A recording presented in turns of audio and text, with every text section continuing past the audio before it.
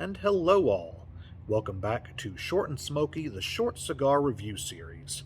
And welcome to the first episode of the new year. At the time of filming this, it's actually just 3 days into the new year. Now, it'll probably be about a month or so before I get this uploaded. But in the meantime, I hope you're enjoying some of the re-uploads from my old channel. And if you are new to the channel here, or, just don't remember from last year, I did have this show on my old channel, which was Vincent Rain's Official, I should say my main channel. That channel's still going, but I was getting multiple age restrictions because of my cigar content, and that's why I created the Cigar Lounge, so I could move all of my cigar-related content to here without the fear of anything happening to my main channel. And I'm still in the process of transitioning all that content over to here. But again, I hope you've been enjoying some of those re-uploads, and try to get some, more current ones here in between some of those along the way. But anyways, to get into what we're smoking today, we have the AVO XO Intermezzo, and that is of the Tubo variety. This is a 5x50 ring gauge Robusto, and I've had this aging about 8 months now. Dominican filler with an Ecuadorian Connecticut shade wrapper. This is actually a go-to cigar of mine. I've just never rated it before, but I am a huge fan of this cigar, so I'm really curious to see what kind of rating it will get. So stick around, we'll go ahead and light right into this and get smoking.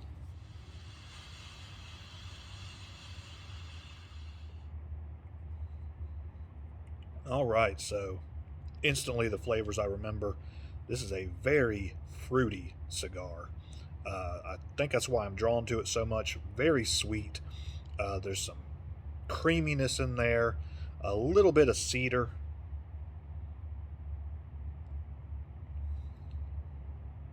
Definitely some of them Connecticut flavors in there, but that fruit on the forefront, which brings me to what I'll be pairing this with today. Some Martinelli's sparkling apple juice. Now, you may think that's crazy, but when it comes to this cigar, I've done this pairing before.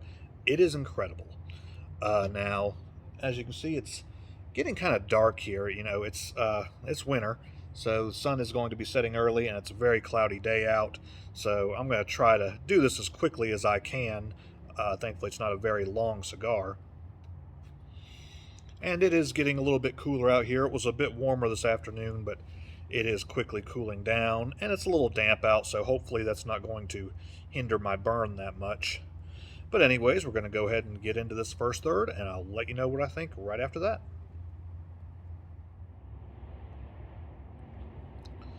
And that'll about do it for the first third there. As you can see, this thing is holding its ash very well. Great construction. And the burn's been pretty good too, considering as damp as it is out here, and it's a little bit breezy.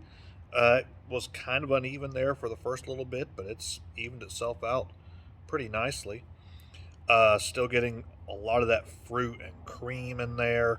A little bit of cedar and hay. Just a lot of citrus though. And when paired with this apple juice, it brings out a lot of floral notes to it. Just more tanginess naturally from the apples, and just a very floral, very sweet cigar.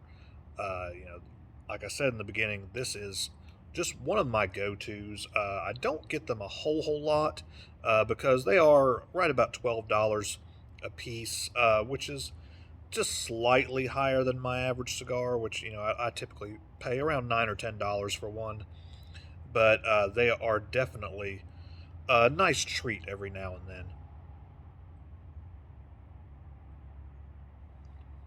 But we're going to go ahead and get into the second third here, and I'll let you know what I think after that. That'll about do it for the second third there. Now, some more interesting pairing on this. Got my go-to fig bar, and when paired with that, really, rather than bringing out more of the fruity or nutty notes, it brings out vanilla ice cream and white chocolate in this. I guess it all comes from that cream, just like in the first third, but still, it's very distinct with that. I guess just that more sweetness in there. Definitely some more floral notes on the retrohale, and interestingly enough, on the finish, might just be in my head, but kind of that citrus and that cream reminds me of like a creamsicle.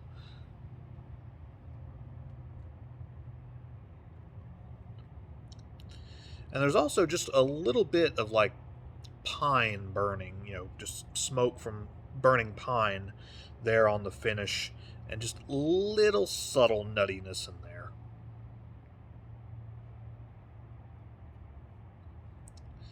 Still an incredible cigar, though. Got just a little bit more left here at the final third, and we should be done with that here in about the next 15-20 minutes.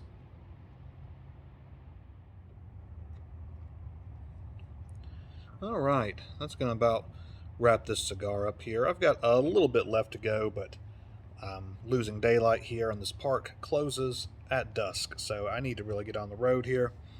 But once again, this was the AVO XO Intermezzo in the Tubo variety from Davidoff Group. This was a Dominican filler with an Ecuadorian Connecticut shade wrapper. Yeah, I love this cigar. Like I said, I've smoked it plenty of times before, just never rated it. I was really curious of what it would make, and I'm really not surprised with how high a rating this actually got.